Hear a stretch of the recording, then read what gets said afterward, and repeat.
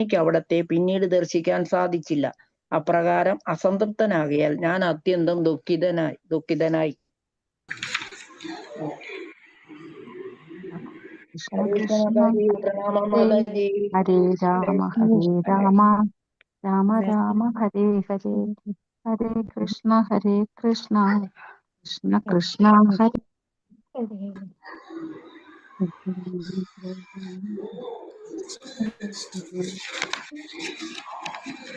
മാതാജി പേര്.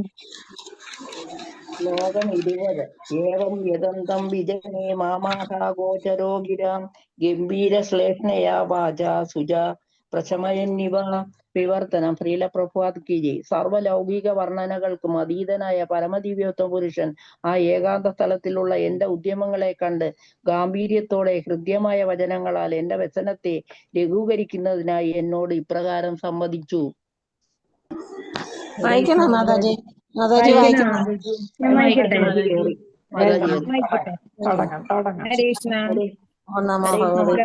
ഭഗവതേ വാസുദേവായ. മാതാജി തുടങ്ങാം നമുക്ക് ക്ലാസ്. ഓം നമോ ഭഗവതേ വാസുദേവായ. ഓം നമോ ഭഗവതേ വാസുദേവായ. നാരായണം നമസ്കൃത്യം നരം ചൈവ നരോത്തമം ദേവീം സരസ്വതിം വ്യാസം തതോ ജയമുദീരയേ. കൃഷ്ണപ്രായേഷ ഭദ്രേഷു നിത്യം ഭാഗവത സേവയാ ഭഗവതി ഉത്തമ ശ്ലോകേ ഭക്തിർഭവതി നൈഷ്ഠികേ. മുഖം കരോതി വാചാലം പങ്കും ലംഘയതേ ഗിരിം യത്കൃപാതമഹം വന്ദേ ശ്രീഗുരും ദീനതാരിണം ശ്രീചൈതന്യമീശ്വരം പരമാനന്ദമാധവം. ഉപജ്ഞാനതിമിരാന്തസ്യ ജ്ഞാനാഞ്ജനശലാകയാ ചക്ഷുരുന്മീലിതം യേന തസ്മൈ ശ്രീഗുരവേ നമഃ. ശ്രീചൈതന്യമനോഭീഷ്ടം സ്ഥാപിതം യേന ഭൂതലേ സ്വയം രൂപകഥാ മഹ്യം ദദാതി സപദാന്തികം. നമോ വിഷ്ണുപാദായ കൃഷ്ണപ്രേഷ്ഠായ ഭൂതലേ ശ്രീമതേ ജയപതാക സ്വാമിനിധി നാമിനെ. നമാചാര്യപാദായ കൃപപ്രദായിനെ ഗൗരവധാമതായ നഗരഗ്രാമതാരിണെ. നമോ വിഷ്ണുപാദായ കൃഷ്ണപ്രേഷ്ഠായ ഭൂതലേ ശ്രീമതേ ഭക്തിവേദാന്ത സ്വാമിനിധി നാമിനെ. നമസ്തേ സരസ്വതേ ദേവേ ഗൗരവാണി പ്രചാരിണെ നിർവിശേഷ ശൂന്യവാദി പാശ്ചാത്യദേശതാരിണെ. ജയ ശ്രീകൃഷ്ണ ചൈതന്യ പ്രഭു നിത്യാനന്ദ ശ്രീ അദ്വൈത ഗദാധര ശ്രീവാസാദി ഗൗര ഭക്തവൃന്ദ. ഹരേ കൃഷ്ണ കൃഷ്ണ കൃഷ്ണ ഹരേ ഹരേ ഹരേ രാമ രാമ രാമ ഹരേ ഹരേ. ഹരേ കൃഷ്ണ കൃഷ്ണ കൃഷ്ണ ഹരേ ഹരേ ഹരേ രാമ രാമ രാമ ഹരേ ഹരേ. ഹരേ കൃഷ്ണ കൃഷ്ണ കൃഷ്ണ ഹരേ ഹരേ ഹരേ രാമ രാമ രാമ ഹരേ ഹരേ. ഹരേ കൃഷ്ണ. എല്ലാവർക്കും പ്രണാമ. ഹരേ കൃഷ്ണ. ശ്രീരാധാ ഗോവിന്ദ മന്ദിർ കൃഷ്ണ മംഗലാപുരത്തിന്റെ ഷോർട്ട് ഭാഗവതം ക്ലാസ്സിലേക്ക് എല്ലാവർക്കും സ്വാഗതം. ഹരേ കൃഷ്ണ. ഹരേ കൃഷ്ണ. ഹരേ കൃഷ്ണ. നമുക്കിന്ന് 31ാമത്തെ ശ്ലോകം അല്ലേ മാതാജി? അധ്യായം എത്രയാണ് മാതാജി?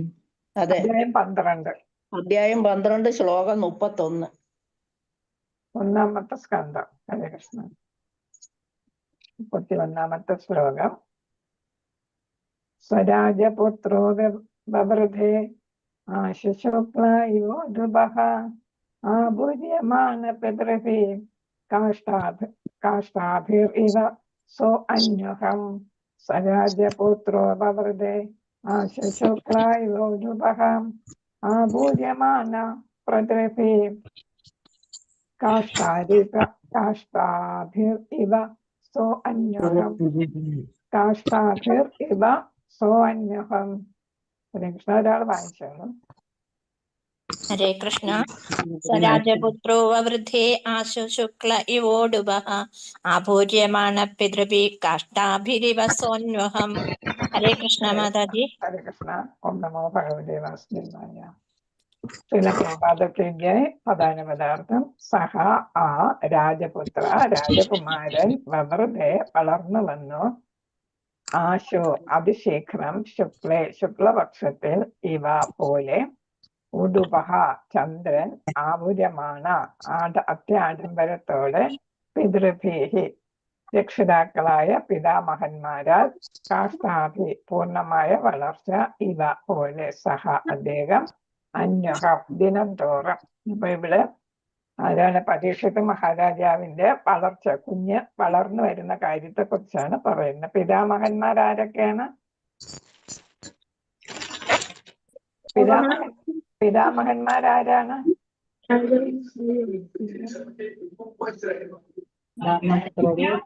പഞ്ചപാണ്ഡവരല്ലേ? പഞ്ചപാണ്ഡവർ. പഞ്ചപാണ്ഡവരാണ് ആരാണ്? പിതാമഹന്മാർ. ഹരേ കൃഷ്ണ. അപ്പൊ ഇവിടെ എന്താണ് പിതാമഹന്മാർ വളർത്തുന്നത്? അച്ഛൻ മരിച്ചു പോയതുകൊണ്ട്. ആരായിരുന്നു? അഭിമന്യു. അഭിമന്യു. ഹരേ കൃഷ്ണ. അർജുനന്റെ അപ്പൊ മകൻ അഭിമന്യു. ഇവിടെ ശുക്ലപക്ഷം എന്ന് പറയാൻ കാര്യം എന്താ? ശുക്ലപക്ഷം എന്ന് വെച്ചാൽ ഏതാണ്? ഭഗവത്ഗീതയെ പഠിക്കുന്നുണ്ട്. ശുക്ലപക്ഷം എന്ന് പറയുന്നത് ഏതാ? രണ്ട് പക്ഷം. വെളുത്തപക്ഷം മരണം രാത്രി ഇരുട്ടിലും വെളുത്തപക്ഷം കറുത്തപക്ഷം. ഭക്തന്മാര് ഇരുട്ടിലും വെളിച്ചത്തിലും ഭഗവാനിലെത്തും എന്ന് പഠിച്ചായിരുന്നു അല്ലേ? അപ്പൊ ഇവിടെ മറ്റേത് കൃഷ്ണപക്ഷം അല്ലെ? അമാവാസി ആ ദിനങ്ങളെല്ലാം കൃഷ്ണപക്ഷം എന്നാണ്. ഇത് ശുക്ലപക്ഷം, വെളുത്തവാവ് ദിവസം.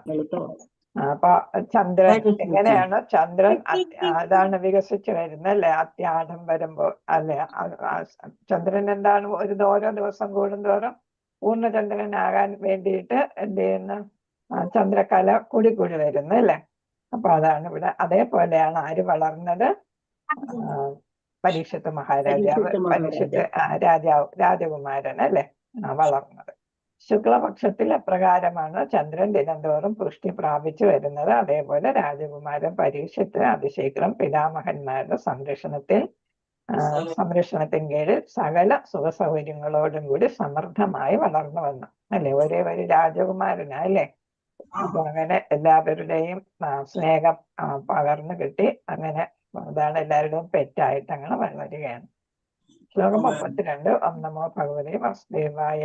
യക്ഷ്യമാണോ അശ്വമേധേന രാജലബ്ധനോ ദദ്ധോ അന്യത്ര കരദണ്ഡയോഹോ. വീട്ടിൽ സംസാരിക്കുന്നവരൊക്കെ ഇത് മ്യൂട്ട് ചെയ്ത് വെച്ച് സംസാരിക്കും. അപ്പൊ വീട്ടിലത് ഇടയ്ക്ക് നമുക്ക് സംസാരിക്കേണ്ടി വരും. അപ്പൊ അതെല്ലാരും അതുകൊണ്ട് അങ്ങനെ വേണ്ടവരൊക്കെ മ്യൂട്ട് ചെയ്ത് വെച്ചോണം. ലക്ഷ്യമാണോ അശ്വമേധേന ജ്ഞാതി ദ്രോഹജിഹാസയ രാജലബ്ധനോ ദഗ്ധോ അന്യത്ര കരദണ്ഡയോഹോ. അപ്പൊ ഇതില് പറയുന്ന ഏതാണ്? അശ്വമേധം നടത്താനായിട്ട് യുധിഷ്ഠിരൻ മഹാരാജാവിന് വേണ്ടത്ര ധനം ഇല്ല എന്നുള്ള കാര്യമാണ് ഇവിടെ പറയുന്നത്. അപ്പൊ ശ്രീല പ്രഭുപാദർക്ക് ജയ്. അല്ലെങ്കിൽ വായിക്കുന്നെങ്കിൽ പെട്ടെന്ന് വായിച്ചോളൂ. ഹരേ കൃഷ്ണ. യക്ഷ്യമാണോ അശ്വമേധേന ജ്ഞാതിദ്രോഹ ജിഹാസയ രാജലബ്ധ ധനോ ദദ്യോ നാന്യത്ര കരദണ്ഡയോ. ഹരേ കൃഷ്ണ മാതാജി.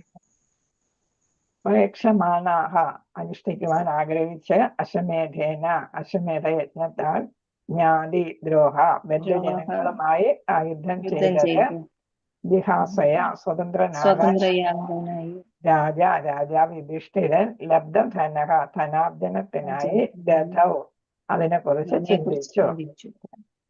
അന്യത്ര മറ്റു വിധത്തിലല്ലാതെ കരദണ്ഡയോഹോ നികുതിയായി പിഴയായി. അപ്പൊ രാജാക്കന്മാരുടെ അവകാശമാണ് നികുതി പിരിക്കുക, പിന്നെ കുറ്റം ചെയ്യുന്നതിന് ശിക്ഷയായിട്ട് പിഴ ഈടാക്കുക എന്നുള്ളതാണ് അവരുടെ പ്രധാനമായിട്ടുള്ള രണ്ട് വരുമാന മാർഗം. അപ്പൊ ഇവിടെ പ്രഭാത പറയുന്നുണ്ട്, ബ്രാഹ്മണർക്ക് ദാനമായിട്ട് ക്ഷത്രിയരും മറ്റുള്ളവരും ഭൂമി പതിച്ചു കൊടുക്കുകയോ സ്വർണം കൊടുക്കുകയോ പശുക്കളെ കൊടുക്കുകയോ അല്ലെങ്കിൽ മറ്റു സാമഗ്രികൾ കൊടുക്കുകയോ ഒക്കെ ചെയ്യുക. അത് അവരുടെ ഒരു അവകാശമാണ്. കാരണം എന്താ? വിദ്യ പകർന്നു നൽകുകയും ജനങ്ങൾക്ക് സദുപദേശങ്ങൾ നൽകുകയും അവർക്ക് വഴികാട്ടിയായിട്ട് സേവനം അനുഷ്ഠിക്കുകയും ചെയ്യുന്നതിന് പകരമായിട്ട് അവർ കൊടുക്കുന്നതാണ്. അതേപോലെ ക്ഷത്രിയ രാജാക്കന്മാർക്ക് എന്ത് ചെയ്യാം? ജനങ്ങളിൽ നിന്ന് നികുതി പിരിക്കാം, ഏതാണ് പിഴ ഈടാക്കുകയും ചെയ്യാം. കുറ്റകൃത്യങ്ങൾക്ക് പിഴ ഈടാക്കുകയും ചെയ്യാം. അതവരുടെ അവകാശം. അതെന്തിനു വേണ്ടിയിട്ട് ഉപയോഗിക്കുന്നു? അത് രാജ്യഭരണത്തിന് വേണ്ടിയിട്ട് ഉപയോഗിക്കുന്നു. സ്വന്തം കാര്യത്തിന് വേണ്ടിയിട്ടല്ല, രാജ്യഭരണ കാര്യത്തിന് വേണ്ടിയിട്ട് ഉപയോഗിക്കുക. ജനങ്ങൾക്ക് വേണ്ടി തന്നെ ആ തുക അവർ ഉപയോഗിക്കണം. വിവർത്തനം ഭാവാർത്ഥം ശീലപ്രഭാതർക്ക് ഈ സമയം ബന്ധുജനങ്ങളുമായി അപ്പൊ പരീക്ഷത്ത് മഹാരാജാവ് അങ്ങനെ വളർന്നുകൊണ്ടിരിക്കുന്നു അല്ലെ. ആ കാര്യം അവിടെ നിർത്തി അടുത്ത ഏതിനെ കുറിച്ച് പറയുന്നു? യുധിഷ്ഠിര മഹാരാജാവ് യജ്ഞം നടത്തിയതിനെ കുറിച്ചാണ് അടുത്ത് പറയുന്നത്. അപ്പൊ ഇതൊരു ക്രോണോളജി എന്താണ് ക്രമാനുസരിച്ചല്ല ഭാഗവതം രചിച്ചിരിക്കുന്നത്. പ്രധാനപ്പെട്ട ആശയങ്ങൾക്കാണ് അവിടെ ഊന്നൽ കൊടുത്തിരിക്കുന്നത്. അപ്പൊ അവിടെ പരീക്ഷിത്ത് വളരുന്നു, അതേസമയം യുധിഷ്ഠിര മഹാരാജാവും ഭ്രാതാക്കളും എന്ത് ചെയ്യുന്നു എന്നുള്ളതാണ് അടുത്ത് പറയുന്നത്. ബന്ധുജനങ്ങളുമായി യുദ്ധം ചെയ്തതിനാൽ ഏർപ്പെട്ട പാപത്തിൽ നിന്ന് മുക്തി നേടുവാനായി ഒരു അശ്വമേധ യജ്ഞം നടത്തുന്നതിനെ കുറിച്ച് രാജാവ് യുധിഷ്ഠിരൻ ആലോചിക്കുകയായിരുന്നു. അപ്പൊ ഭഗവാനെ പ്രീതിപ്പെടുത്തുന്നതിന് വേണ്ടിയിട്ടാണ് അശ്വമേധ യജ്ഞം നടത്തുന്നത്. അപ്പൊ ഒരുപാട് കൊല തനിക്ക് വേണ്ടിയിട്ടാണ് ചെയ്തത് അല്ലെ. അപ്പൊ അവന് എത്രയാണ് 18 അക്ഷൗണിപ്പട ഉണ്ടായിരുന്നു അല്ലെ. അപ്പൊ അവയെല്ലാം പാണ്ഡവരൊഴികെ എല്ലാവരും മരിച്ചു കഴിഞ്ഞല്ലോ. അപ്പൊ ഇതൊക്കെ യുധിഷ്ഠിരനെ രാജാവാക്കുന്നതിന് വേണ്ടി നടത്തിയ യുദ്ധം വന്ന് യുധിഷ്ഠിരന് തോന്നുന്നു. അതുകൊണ്ട് അദ്ദേഹം അതിന്റെ പാപമെല്ലാം സ്വയം ഏറ്റെടുക്കുകയാണ്. അപ്പൊ പാപത്തിൽ നിന്നും മോചനം നേടുന്നതിന് വേണ്ടിയിട്ടാണ് അശ്വമേധ യജ്ഞം നടത്താനായിട്ട് അദ്ദേഹം ആലോചിക്കുന്നത്. എന്നാൽ പിഴയായും നികുതിയായും ലഭിക്കുന്ന ധനത്തിന് പുറമെ അധിക ധനം ഏതുമില്ലാത്തതിനാൽ ധനം സ്വരൂപിക്കുന്നതിനെ കുറിച്ച് അദ്ദേഹം ദുഃഖണ്ടാകുലനായിരുന്നു. അപ്പൊ ഒരു വർഷം എന്ത് ചെയ്യുന്നു? യാഗാശത്തിന് അഴിച്ചുവിടുന്നു. അത് പോകുന്നിടത്തെല്ലാം അതിന്റെ കൂടെ സൈന്യവും ഒക്കെ കാണും അല്ലെ. നല്ല സുശക്തമായ സൈന്യം അതിനെ അനുഗമിക്കും. അത് പോകുന്നിടത്തെല്ലാം ഈ സൈന്യവും കൂടെ പോവുകയാണ്. ആരെങ്കിലും പിടിച്ചു കെട്ടിയാല് അതിനെ രാജ്യത്തിനെതിരായിട്ട് യുദ്ധം ചെയ്യണം. അപ്പൊ അതൊക്കെ വളരെ പണം ആവശ്യമുള്ളതാണ്. അപ്പൊ നല്ലൊരു തുകയുണ്ടെങ്കിൽ ഈ അശ്വമേധ യജ്ഞമൊക്കെ നടത്താനായിട്ട് സാധിക്കും. അപ്പൊ അതിനുള്ള വരുമാനം അവിടെ ഇല്ല എന്നാണ് ഇവിടെ പറയുന്നത്. ഭാവാർത്ഥം ശീലപ്രഭാതൊക്കെ ഇല്ലേ. ബ്രാഹ്മണർക്കും വിപ്രരും ബ്രാഹ്മണരും തമ്മിലുള്ള വ്യത്യാസം എന്നല്ല പഠിച്ചത്. ബ്രാഹ്മണര് ആരാണ്? വിപ്രരെക്കാളും കൂടുതൽ ആധ്യാത്മികതയിൽ നിൽക്കുന്നവരാണ് അല്ലെ. വിപ്രർ ആരാണ്? ഭൗതികമായിട്ടുള്ള കാര്യങ്ങളും അവരേർപ്പെടുന്നു. വൈഷ്ണവരെന്ന് പറയുമ്പോൾ തികഞ്ഞ ഭക്തരല്ലേ. വിപ്രർക്കും രാജ്യത്തിൽ നിന്നും സഹായമായി ദ്രവ്യം ലഭിക്കാൻ അവകാശം ഉണ്ടായിരുന്നത് പോലെ, ദ്രവ്യം എന്ന് വെച്ചാൽ എന്താണ്? സാധന സാമഗ്രികളല്ല, സ്വത്തായിട്ടും അല്ലാതെ വസ്തുക്കളായിട്ടും ഒക്കെ കിട്ടുന്നത്. അതേപോലെ രാജ്യഭരണാധികാരികൾക്ക് പ്രജകളിൽ നിന്ന് പിഴയും നികുതിയും പിരിക്കാനുള്ള അവകാശമുണ്ടായിരുന്നു. കുരുക്ഷേത്ര യുദ്ധാനന്തരം രാജ്യത്തിന്റെ ഖജനാവ് ശൂന്യമായിരുന്നു. കുരുക്ഷേത്ര യുദ്ധാനന്തരം ആകയാൽ നികുതിയായും പിഴയായും ലഭിക്കുന്ന ധനത്തിന് പുറമെ മിച്ചധനമായി ഏതൊന്നും ഇല്ലായിരുന്നു. മിച്ചധനം ഉണ്ടാവുന്ന വെച്ചാൽ എന്താണ്? ബാക്കി വരുന്നത് അല്ലെ. കൂടുതലായിട്ട് ചെലവ് കഴിഞ്ഞാൽ പിന്നെ ബാക്കിയില്ല, ബാക്കി വരുന്നില്ല. അത്തരം ധനം രാജ്യകാര്യങ്ങൾക്ക് മാത്രമേ, ഏതായി പിഴയും നികുതിയും രാജ്യകാര്യങ്ങൾക്ക് മാത്രമേ പര്യാപ്തമായിരുന്നുള്ളൂ. എന്ന് വെച്ചാൽ അതിന് മാത്രമേ തികയൂ. അധികമായി ധനമേതും അവശേഷിക്കാത്തതിനാൽ അശ്വമേധ യജ്ഞം അനുഷ്ഠിക്കുന്നതിന് വേറെ ഏതെങ്കിലും മാർഗത്തിലൂടെ ധനം സംഭരിക്കുന്നതിനെ കുറിച്ച് ആലോചിച്ച് രാജാവ് ഉത്കണ്ഠാകുലനായിരുന്നു. അപ്പൊ യജ്ഞം അനുഷ്ഠിക്കുകയും വേണം, എന്ന് അതിനുള്ള പണം ഇല്ലേം താനും. അപ്പൊ അതെങ്ങനെ സമ്പാദിക്കും എന്നുള്ളതായിരുന്നു അദ്ദേഹത്തിന്റെ ചിന്ത. ഭീഷ്മദേവന്റെ നിർദ്ദേശം അനുസരിച്ചാണ് മഹാരാജാവ് യുധിഷ്ഠിരൻ ഈ യജ്ഞം അനുഷ്ഠിക്കാൻ ആഗ്രഹിച്ചത്. അപ്പൊ ഭീഷ്മദേവന്റെ അടുത്ത് പോയത് തന്നെ എന്തിനാണ്? ഇത്രയും ആളുകളെ ഞാൻ കാരണം അവരെ കൊല്ലേണ്ടി വന്നു എന്നുള്ള വിഷമം തീർക്കാനാണ് ആരടുത്ത് പോയതും ഭീഷ്മദേവന്റെ ഉപദേശം തേടിയത് അല്ലെ. അപ്പൊ മറ്റ് ആചാര്യന്മാരൊന്നും പറഞ്ഞിട്ടൊന്നും അത് മതിയാകുന്നില്ല, വ്യാസനം ഒക്കെ പറഞ്ഞായിരുന്നു. ശ്രീകൃഷ്ണ ഭഗവാനും ഉപദേശിച്ചു, എന്നിട്ടും പോരാ. അപ്പോഴാണ് ഭീഷ്മദേവന്റെ അടുത്ത് പോയത്. ഭീഷ്മദേവൻ അവസാനം ഇതും കൂടെ യജ്ഞം നടത്തേണ്ട കാര്യവും കൂടെ സൂചിപ്പിച്ചു. അപ്പൊ വിഷമം തീരുന്ന ഭഗവാനെ പ്രീതിപ്പെടുത്താനാണ് യജ്ഞം. അപ്പൊ ആ യജ്ഞം നടത്തിയാൽ എല്ലാ വിഷമങ്ങളും പാപങ്ങളും തീരും എന്ന് ഉപദേശിച്ചു. അപ്പൊ അതിനനുസരിച്ചാണ് നടത്താൻ ഉദ്ദേശിക്കുന്നത്. 33-ാമത്തെ ശ്ലോകം. തദഭിപ്രേതമാലക്ഷ്യ ഭ്രാതരോ അച്യുത ചോദിത ധനം പ്രഹീണം ആജുർഹുർ ഉദ്ദീച്യം ദിശി ഭൂരിശഃ. തദഭിപ്രേതമാലക്ഷ്യ ഭ്രാതരോച്യുത ചോദിതാഃ ധനം പ്രഹീണം ആജർഹുർ ഉദ്ദീച്യം ദിശി ഭൂരിശഃ. അപ്പൊ ഇവിടെ പറയുന്നത് എന്താ? വായിച്ചോളൂ ഒരാള്. കൃഷ്ണ മാതാജി പ്രണാമം. ഓം നമോ ഭഗവതേ വാസുദേവായ. തദഭിപ്രേതമാലക്ഷ്യ ഭ്രാതരോ അച്യുതാച്യുതിഗ്ധാഃ ധനം പ്രഹീണമാജഹ്രു രുദീച്യാം ദിശി ഭൂരിശഃ. ഹരേ കൃഷ്ണ മാതാജി. ഉദീച്യ ഉദീച്യാം ദിശി ഭൂരിശഃ. ഹരേ കൃഷ്ണ. കൂട്ടക്ഷര നമ്മുടെ ഹു ഇറന്ന വര്, അപ്പൊ അത് കഴിഞ്ഞിട്ട് ഉ, അതുകൊണ്ടാണ് രണ്ടും കൂടെ ചേർന്നപ്പോ രുവായത്. ഉദീച്യാമെന്നാണ്, ഊവും ഇറും കൂടെ ചേർന്ന് രുവായിട്ട് മാറിയതാണ്. അതാണ് പദാർത്ഥം ശ്രീല പ്രഭുപാദർക്ക് ജയ്. അത് അദ്ദേഹത്തിന്റെ അഭിപ്രേതം, മനോവിചാരം, മനസ്സിലുള്ള ചിന്ത, ആ ലക്ഷ്യ മനസ്സിലാക്കി ഭ്രാതരഹ, അദ്ദേഹത്തിന്റെ ഭ്രാതാക്കൾ, സഹോദരന്മാർ, അച്യുതൻ ഭഗവാൻ ശ്രീകൃഷ്ണൻ, ചോദിതാഹ ഉപദേശിക്കപ്പെടുക, അച്യുതനാൽ ഉപദേശിക്കപ്പെടുകയാൽ, ധനം സമ്പത്ത്, പ്രഹീണം ശേഖരിക്കാനായി, ആദ്യഹ്രൂർ നേടിയെടുത്തു, ഉദീച്യാം വടക്കേ ദിശയാണ് ഉദീച്യാം, ദിശയിൽ, ഭൂരിശഃ യഥേഷ്ടം. അപ്പൊ അവിടെ ഇഷ്ടം പോലെ അവർക്ക് ധനം കിട്ടി എന്നുള്ളതാണ് പറയുന്നത്. വടക്ക് ദിശയിൽ നിന്ന് അവർക്ക് ഇഷ്ടം പോലെ ധനം കിട്ടി. ആരുടെ ഉപദേശം അനുസരിച്ചാണ് അത് കരസ്ഥമാക്കാൻ പോയത്? ഭഗവാന്റെ ചുതി പറ്റാത്ത അതാണ് അച്യുതൻ, തെറ്റ് പറ്റാത്ത ആളാണ്. അപ്പൊ അദ്ദേഹത്തിനാൽ ഉപദേശിക്കപ്പെട്ട് അവിടെ പോയി ധനം സമ്പാദിച്ചു എന്നാണ്. വിവർത്തന ഭാവാത്ത് ശീല പ്രഭുപാദർക്ക് ജയ. അപ്പൊ ഇവിടെ മഹാരാജാവ് മരുത്തന്റെ കഥ ഇവിടെ പറയുന്നു. മരുത്തന്റെ സ്വത്താണ് ഇവിടെ കിട്ടിയത്, സ്വർണ്ണമൊക്കെയാണ് ഈ യജ്ഞം നടത്താനായിട്ട് ലഭിച്ചത്. അപ്പൊ അത് കാരണം ആരാണ് മഹാരാജാവ് മരുത്തൻ എന്നിവിടെ വിശദീകരിക്കുന്നു. രാജാവിന്റെ മനോവിചാരം മനസ്സിലാക്കിയ അദ്ദേഹത്തിന്റെ ഭ്രാതാക്കൾ അപ്രമാദഗതി എന്ന് വെച്ചാൽ തെറ്റുപറ്റാത്ത, ഭഗവാൻ അച്യുതൻ എന്ന് പറഞ്ഞില്ലേ, എന്താണ് അച്യുതൻ, തെറ്റുപറ്റാത്ത ഭഗവാൻ ശ്രീകൃഷ്ണൻ ഉപദേശിച്ചതുപോലെ വടക്കേ ദിക്കിൽ നിന്നും, അതായത് മരുത്ത രാജാവ് ഉപേക്ഷിച്ചു പോയ യഥേഷ്ടസ്ഥാനം സമ്പാദിച്ചു. അപ്പൊ യഥേഷ്ടം എന്ന് വെച്ചാൽ ഇഷ്ടം പോലെ പണം സമ്പാദിച്ചു എന്നാണ്. ഭാവാർത്ഥ ശീല പ്രഭാതയ്ക്ക് ജയ. മഹാരാജാവ് മരുത്തൻ ലോക മഹാചക്രവർത്തിമാര് ഒരാൾ. അപ്പൊ ഇതാണ് ആർക്ക് മുമ്പേ ഉണ്ടായിരുന്ന യുധിഷ്ഠിരന് മുമ്പേ ഈ ലോകങ്ങളെല്ലാം ഭരിച്ചിരുന്ന ചക്രവർത്തിമാരിൽ ഒരാളാണ്. മഹാരാജാവ് യുധിഷ്ഠിരനും വളരെ മുമ്പ് ലോകം ഭരിച്ചിരുന്ന ചക്രവർത്തിയാണ് അദ്ദേഹം. മഹാരാജാവ് അഭിക്ഷിത്തിന്റെ പുത്രനും സൂര്യദേവപുത്രനായ യമരാജന്റെ മഹാഭക്തനുമായിരുന്നു. അപ്പൊ യമരാജന്റെ പിതാവ് ആരാണ്? സൂര്യദേവനാണ് യമരാജന്റെ പിതാവ്. മാതാവിന്റെ പേര് സഞ്ജന എന്നാണ്, അല്ലെങ്കിൽ സന്ധ്യ എന്നുള്ള പേരും ഉണ്ട്. സഞ്ജന എന്നാണ് മാതാവിന്റെ പേര്. അത് വിശ്വകർമാവിന്റെ മകളാണ് ഈ സഞ്ജന എന്ന് പറയുന്നത്. സഞ്ജന എന്നാണ്. ഹരേ കൃഷ്ണ. അപ്പൊ എന്താണ്, യമദേവന് ഒരു സഹോദരനും ഇവിടെ ഉണ്ട്. സഹോദരി ആരാണ്? യമി ആരാണ്? നമുക്ക് യമുനാ ദേവിയാണ് യമി. അത് യമദേവന്റെ സഹോദരിയാണ്. പിന്നെ വേറൊരു സഹോദരനുണ്ട്, ഷാനിദേവ് എന്ന് പറഞ്ഞിട്ടൊരു സഹോദരനുണ്ട്.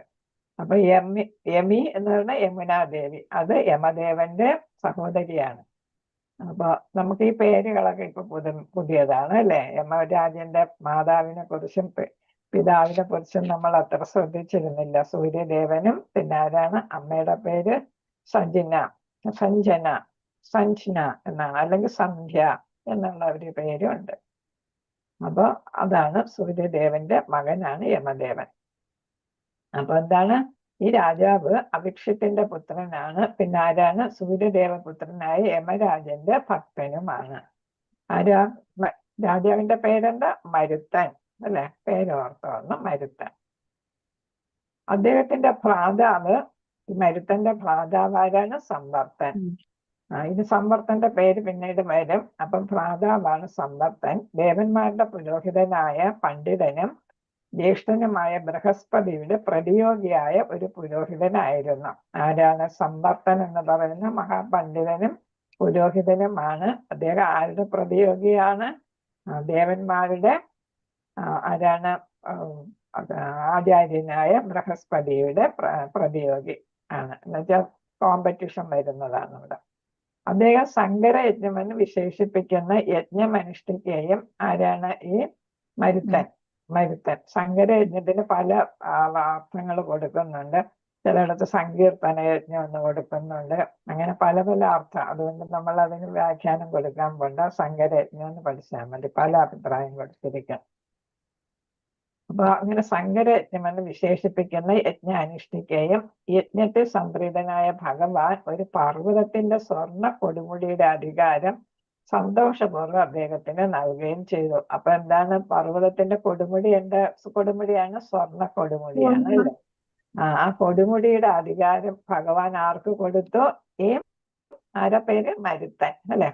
ഈ സ്വർണ്ണ കൊടുമുടി ഹിമാലയ പർവ്വതത്തിൽ എവിടെയോ ആകുന്നു. ആധുനിക പർവ്വത ആരോഹകർക്ക് ഇത് അവിടെ കണ്ടെത്താൻ പരിശ്രമിക്കാം. ശ്രീലപ്രഭുപാദർ പറയുന്നതാണ്.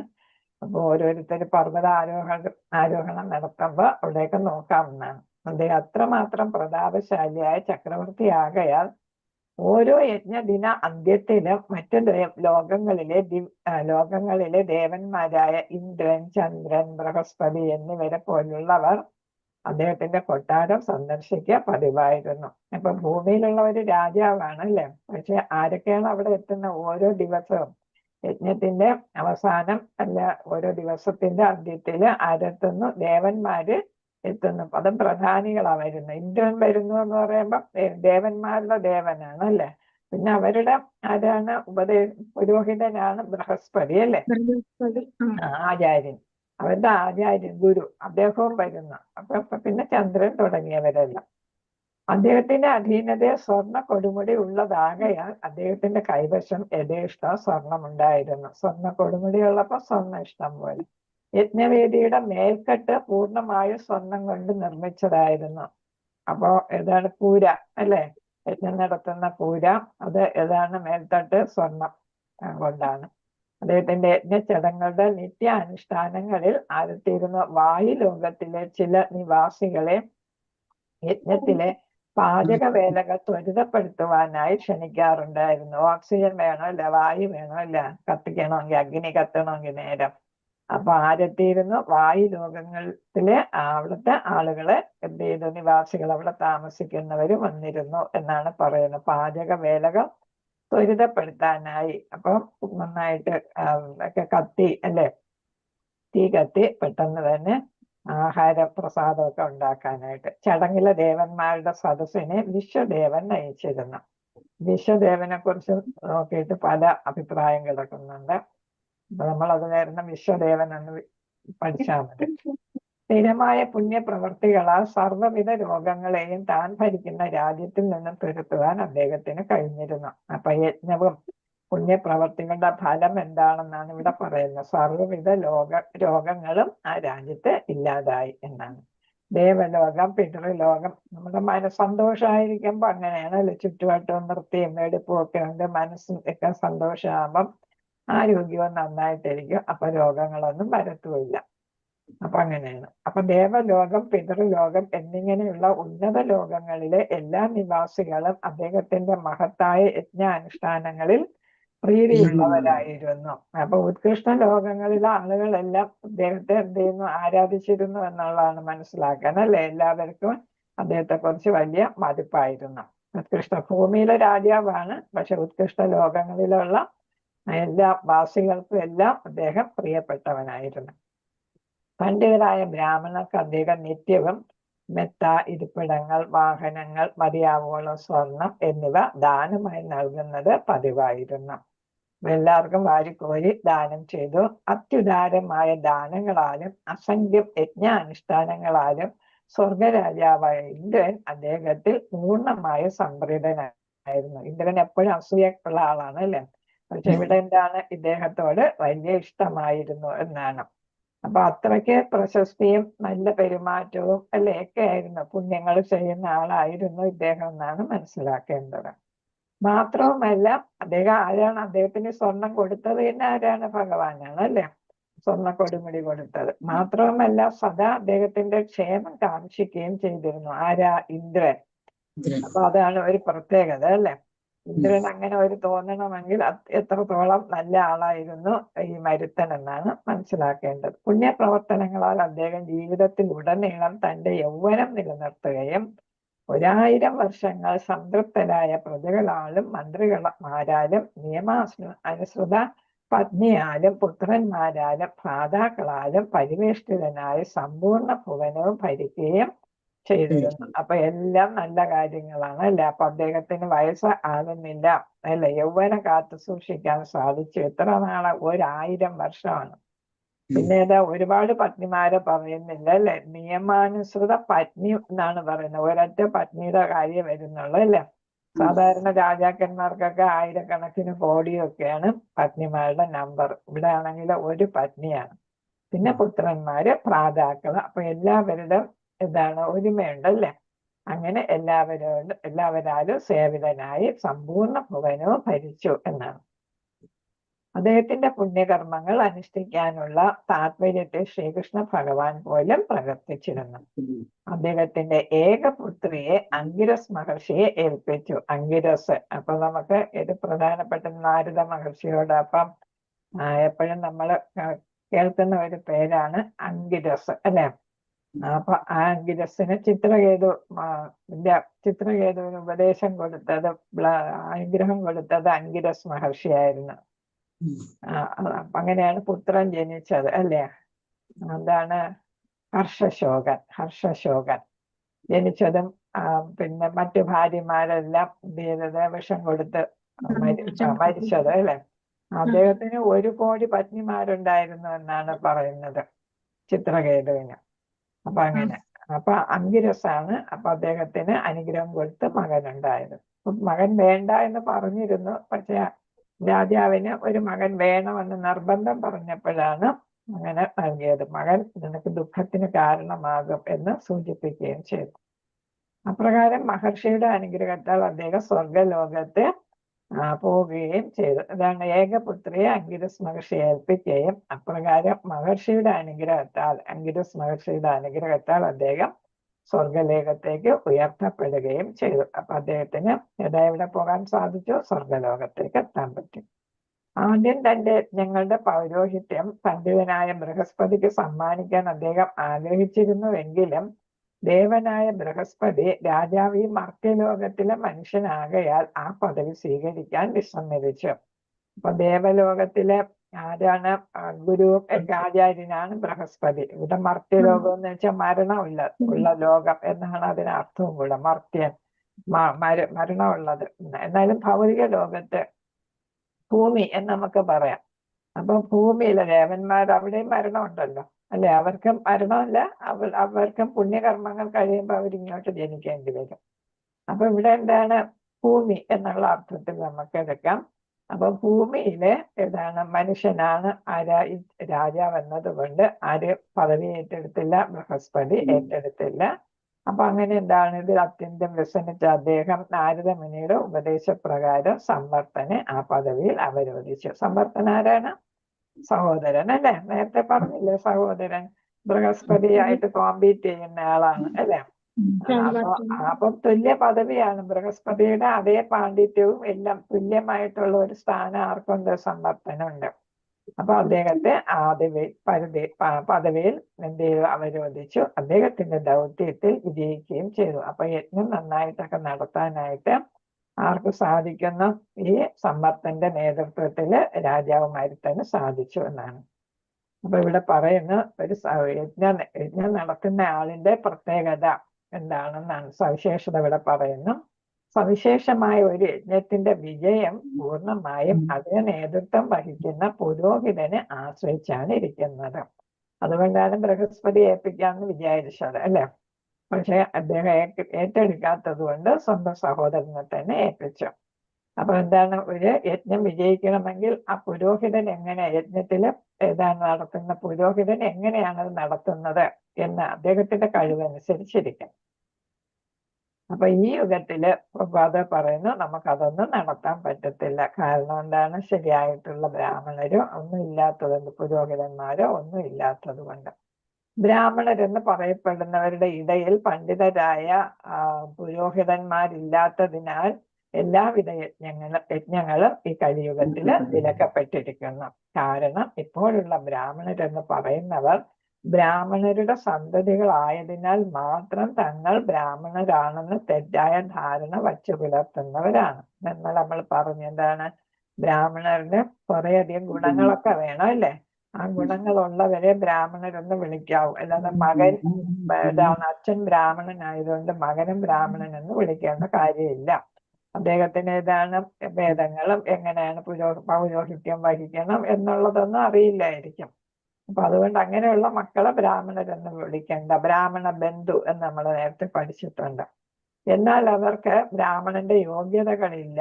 എന്താണ് അവര് പറയും ഞങ്ങൾ ബ്രാഹ്മണരാണ്, പക്ഷെ യോഗ്യതകളില്ല. അതുകൊണ്ട് ഈ കലിയുഗത്തിൽ ഒരേ ഒരു തര യജ്ഞം മാത്രമാണ് അനുശാസിക്കപ്പെട്ടിട്ടുള്ളത്. ഏതാണ്? ചൈതന്യ മഹാപ്രഭു തുടങ്ങി വെച്ചതുപോലെ സങ്കീർത്തന യജ്ഞമാണ്. അപ്പൊ സങ്കീർത്തന യജ്ഞമാണ്. അതുകൊണ്ടായിരിക്കും നമ്മൾ നോക്കുമ്പോൾ സങ്കീർത്തന യജ്ഞത്തിനെ കുറിച്ചാണ് എല്ലായിടത്തും വരുന്നത്. അപ്പൊ അത് കാരണമാണ് പിന്നെ സങ്കരയജ്ഞം ഏതാണെന്ന് നോക്കുമ്പോൾ സങ്കീർത്തന യജ്ഞമാണെന്നാണ് അതിന് ഉത്തരം വരുന്നത്. കൃഷ്ണ 34. ഓം നമോ ഭഗവതേ വാസുദേവായ. തേന സംവൃത സംഭാരോ ധർമ്മപുത്രോ യുധിഷ്ഠിരഃ വാജിമേധൈത്രിഭിർഭീതോ യജ്ഞേ സമയജത് ഹരിം. തേന സംവൃത സംഭാരോ ധർമ്മപുത്രോ യുധിഷ്ഠിരഃ വാജിമേധൈത്രിഭിർഭീതോ യജ്ഞേ സമയജത് ഹരിം. സമയജത് ഹരിം എന്നാണ്. സമയജത് ഹരിം അതാണ്. വായിക്കുന്ന ആരെങ്കിലും വായിക്കട്ടെ മാതാജി. ഹരേ കൃഷ്ണ. വായിച്ചോളൂ. ഓം നമോ ഭഗവതേ വാസുദേവായ. ശ്ലോകം 34. തേന സംവൃത സംഭാരോ ധർമ്മപുത്രോ യുധിഷ്ഠിരഃ വാജിമേധൈസ്തേർഭേദോ യജ്ഞൈ സമയജദ്ധരിം. ഹരേ കൃഷ്ണ. പ്രധാനപദാർത്ഥ ശീലപ്രഭാതക്ക് ജയ. തേന ആ സമ്പത്ത്, സംവൃത സംഭരിച്ച സമ്പത്ത്, സംഭാര അവശ്യ ഘടകങ്ങൾ, ധർമ്മപുത്ര ധർമ്മശീലനായ രാജാവ് യുധിഷ്ഠിരഃ യുധിഷ്ഠിരൻ വാജിമേധൈ അശ്വമേധ യജ്ഞങ്ങളിൽ 3 മടങ്ങ് ഭീത കുരുക്ഷേത്ര യുദ്ധാനന്തരം അത്യന്തം ഭയഭീതനാകിയ യജ്ഞങ്ങൾ സമയജൻ പരിപൂർണമായി ആരാധിച്ചു.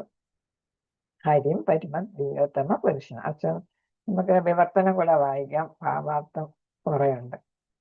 ആ സമ്പത്താൽ ശ്രീലപ്രഭാതക്ക് ജയം 3 അശ്വമേധ യജ്ഞങ്ങൾ അനുഷ്ഠിക്കുന്നതിനാവശ്യമായ വസ്തുക്കൾ ആർജിക്കാൻ രാജാവിന് കഴിയുമായിരുന്നു. അപ്പൊ എന്താണ് അവിടെ നിന്ന് സമ്പാദിച്ച മരുത്തന്റെ സമ്പാദ്യം എടുത്തപ്പോ അതിൽ നിന്ന് എന്താണ് 1 അല്ല 3 അശ്വമേധം യജ്ഞം നടത്താനായിട്ട് പറ്റിയെന്നാണ്. അപ്രകാരം കുരുക്ഷേത്ര യുദ്ധാനന്തരം അത്യന്തം ഭയഭീതനായ ധർമ്മരാജാവായ യുധിഷ്ഠിരൻ പരമദിവ്യോത്തമ പുരുഷനായ ഭഗവാൻ ഹരിയെ സന്തുഷ്ടനാക്കി. അപ്പൊ എന്താണ് ഈ യുദ്ധം കഴിഞ്ഞപ്പോൾ ഉള്ള ദുഃഖമെല്ലാം മാറി. ഭയം എന്തായിരുന്നു? പാപങ്ങളുടെ ഭയമാണ് അല്ലെ? ഈ പാപങ്ങളെല്ലാം തൻ്റെതാണല്ലോ എന്നുള്ള ആ പേടിയായിരുന്നു. അതെന്താണ് മാറി? ദിവ്യ ഭഗവാനെ സന്തുഷ്ടനാക്കാനും ഭഗവാന്റെ നിർദ്ദേശാനുസരണം തന്നെയാണ് ധനം സമ്പാദിച്ചത്. അങ്ങനെ 3 അശ്വമേധ യജ്ഞം നടത്തി പാപങ്ങളെല്ലാം കഴുകിക്കളഞ്ഞു. ഭഗവാനെ പ്രീതിപ്പെടുത്താനും സാധിച്ചു. ഹരേ കൃഷ്ണ. വാഞ്ചകൽപതരൂപസ്യ കൃപാസിന്ധുഭ്യവച പണ്ഡിതാനാം പാവനേഭ്യോ വൈഷ്ണവേഭ്യോ നമോ നമഃ. അനന്തകോടി വൈഷ്ണവ ഭക്തവൃന്ദ കീ ജയ. ശ്രീല